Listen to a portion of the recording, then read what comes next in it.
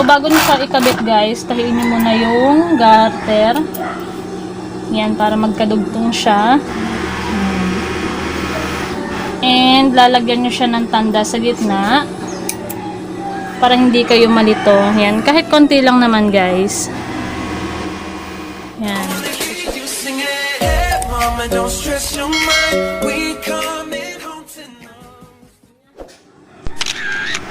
Hello guys, I'm Maribeth Amistime. Welcome sa aking YouTube channel.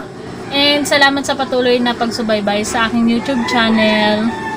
And don't forget to subscribe, like, and share. And click nyo na yung notification bell para kung may bago kong upload na video, lagi kayong updated. Yan. So, today's vlog guys, papakita ko sa inyo na yung step-by-step tutorial kung paano nga ba magtahi ng or magkabit ng garter sa velvet short. So, kung napanood nyo yung last part ng vlog ko guys, ganito na yung nadugtong ko. Yan.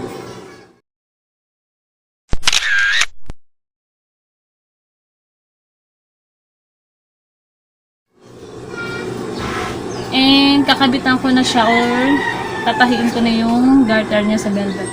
So, kung makikita nyo guys, is 21 inches siya. Yan.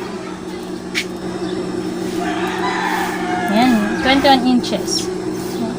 So, ito yung pre-size ko guys. Pre-size na velvet short. Meron kasi akong plus size. Iba rin yung sukat ng garter niya. So, ang sukat nga pala ng garter niya guys is 1 1/4.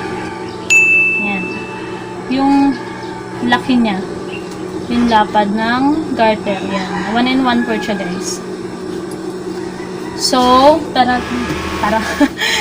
So, yan. Tatahiin ko na siya guys. So, bago nyo siya ikabit guys, tahiin nyo muna yung garter. Yan, para magkadugtong siya. And, lalagyan nyo siya ng tanda sa gitna. Para hindi kayo malito. Yan, kahit konti lang naman guys.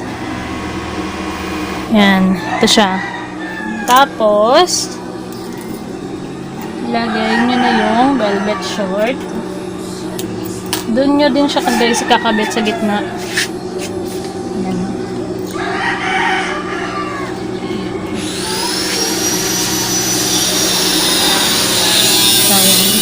Yung ginunting nyo guys sa gitna, dyan nyo rin siya papantay para hindi kayo malito sa sukat ng garter. Ayan. Tapos hilain nyo siya ng magkabilang gitna para sakto yung hila ng garter niya guys. Ayan. Tapos hilain nyo na siya. Parang ito guys, natanggal yung sinulad.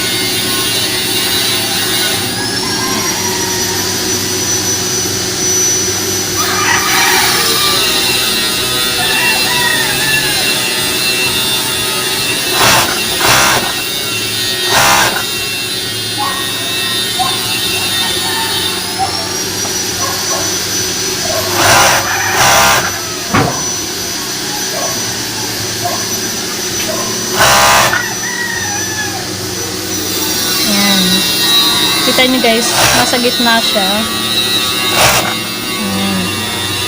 Hanggang sa dulo guys, para hindi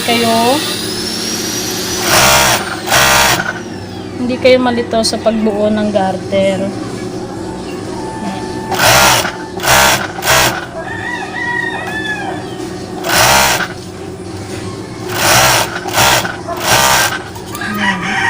So, yun na yung nadugtong ko na garter guys. Yan. Wow! So, ipapakita ko naman sa inyo guys kung paano na siya finish product. Para makita nyo kung paano nga ba tahiin ang velvet short.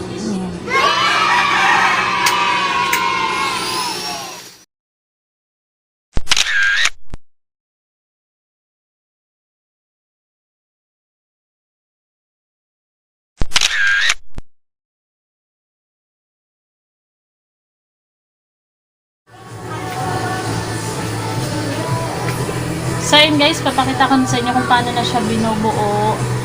Papadaanan ko na siya sa single.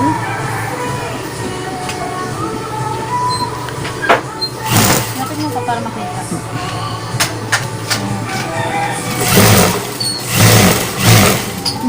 Dun nyo din siya guys padadaanan sa tinahi natin kanina.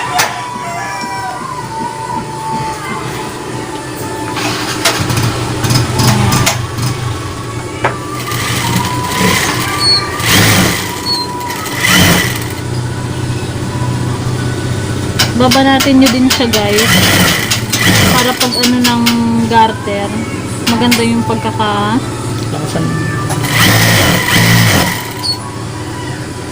baba natin nyo rin guys yung garter para pagka hinilan siya hindi maganda yung pagkaka kulubot ng velvet niya.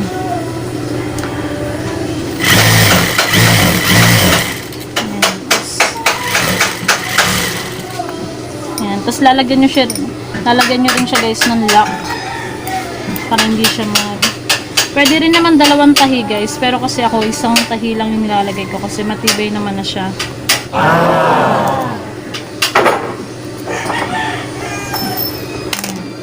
So yan na yung finished product natin na velvet short. So yun guys, abang-abang lang kayo sa vlog ko. And thanks for watching guys. And papakita ko sa inyo sa next vlog ko ang yung iba namang mga pattern or pagtatahi ng mga items ko guys. So, thank you for watching guys. Bye bye.